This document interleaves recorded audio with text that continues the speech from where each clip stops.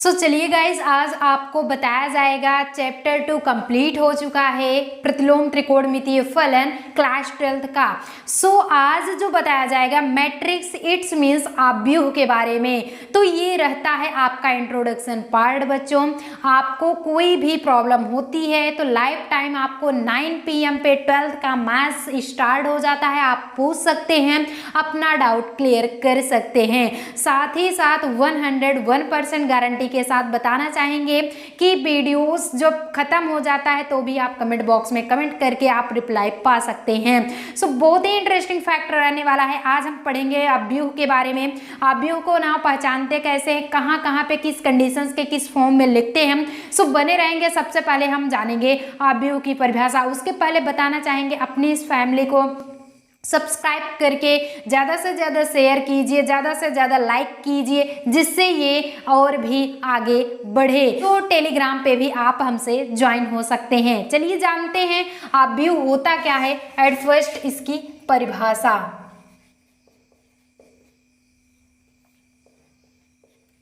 तो क्या होते हैं आव्यूह, वो आपको बताया जाएगा। आप देख पा रहे हैं बच्चों, आपको बताया गया है कि ये डिफिनीशन होता है संख्याओं अथवा फलनों की आयताकार सारणी को ही आव्यूह कहते हैं। नाउ जानेंगे कैसे कि संख्या होती है अथवा फलन होते हैं, उसके आयताकार सारणी को ही आव्यूह कहते हैं। पहले आप समझ लीजिए, आपको समझाया जाएगा। इन संख्याओं या फलनों को आव्यूह के अवयव या प्रविष्टि कहते हैं। किससे कहते हैं, आप देख पा रहे होंगे कि A इक्वल टू समूह को हम इस तरह में लिखते हैं, यानी कि समूह जब लिखने लगेंगे तो 1 3 4 6 9 2 0 √2 5 समथिंग कुछ भी नाम दे सकते हैं।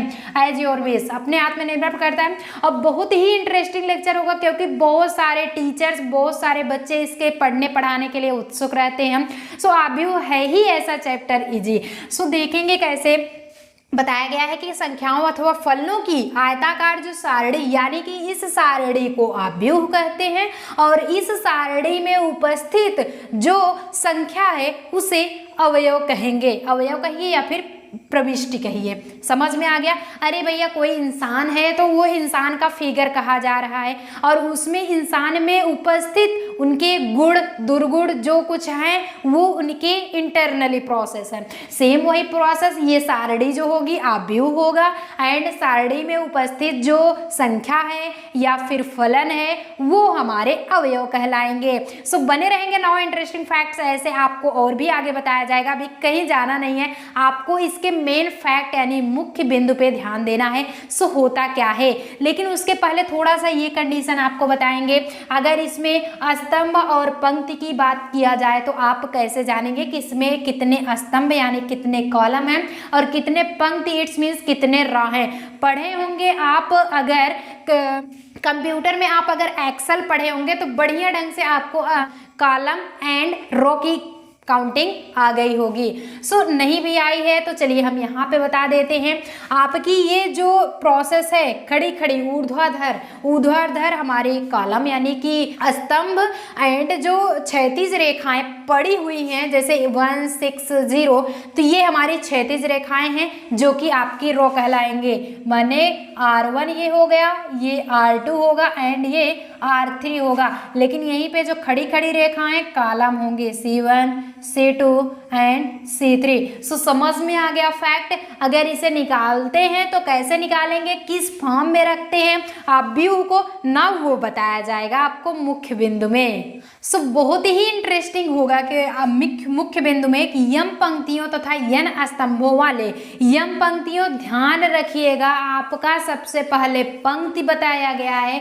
यम पंक्तियों इट्स मीन रो सबसे पहले, बाद में आपके स्तंभ। यम पंक्तियों तथा n स्तंभों वाले आव्यूह को, जो कि आपको बताया गया है, पंक्ति ये हुआ, आपको यम पंक्ति कह रहा है। आप ध्यान देंगे यहाँ पे, यम जो है, यम इक्वल टू रो है यानी कि पंक्ति है, और फिर n इक्वल टू स्तंभ है जिसे हम कॉलम कहते हैं। समझ पा रहे हैं आप। अब क्या देखेंगे, आव्यूह को यम इंटू n कोटि के आव्यूह कहते हैं, यानी कि यम इंटू यन के फॉर्म में लिखते हैं। कैसे लिखेंगे, अगर यहीं पे बात किया जाए कि लिखेंगे कैसे, तो चलिए देख लेते हैं।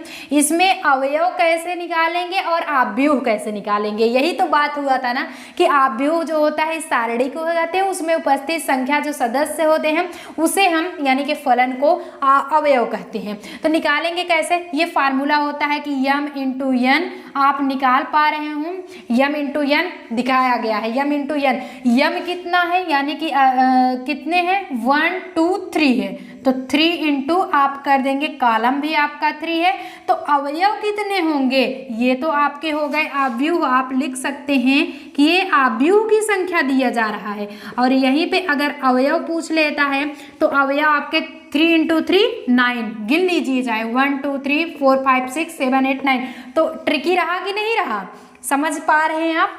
तो यम इंटू यन के फॉर्म में यानी कि 3 रो 3 स्तंभ, 3 रो 3 स्तंभ आपके 3 त्रिका 9, सो अवयव रहा। अब बात करेंगे कि मुख्य बिंदु के निरूपण कैसे होते हैं, यानी कि मुख्य बिंदु को आव्यूह रूप में निरूपित कैसे करते हैं वो जानेंगे। बात हो रही थी बिंदुओं को कैसे निरूपित करते हैं, कि बिंदुओं का आव्यूह रूप में निरूपण कैसे होगा। समतल में स्थित किसी बिंदु P, x, y को निम्न रूप में प्रकट कर सकते हैं। अब वो निम्न रूप होता क्या है, आपको जो है जो आव्यूह बताया गया है, यानी कि आव्यूह दिया गया है x and y, x y दिया गया है, आपको आव्यूह कन्फर्म है कि किस फॉर्म में है, लेकिन इसी x y को कोई भी समतल है x, y को हम दो फॉर्म में लिख सकते हैं, एक तो स्तंभ के फॉर्म में एंड नेक्स्ट जो होगा वो आपके पंक्ति के फॉर्म में। जब करेंगे क्या, आव्यूह इक्वल टू, ये तो होगा आपका x, y आप निकाल पा रहे हो, आव्यूह P x, y को आप निकाल रहे हो, सो आव्यूह का चिन्ह नहीं लगाएंगे इसमें, इस तरह से ब्रैकेट लगा देंगे। अब आप एक तो पंक्ति के लिए निकालोगे और एक तो स्तंभ के लिए निकालोगे। कैसे करेंगे, स्तंभ जो होता है x एंड y इस तरह से होगा, जबकि पंक्ति जो होगा x एंड y इस तरह से। रहा न ट्रिकी, समझ में आया।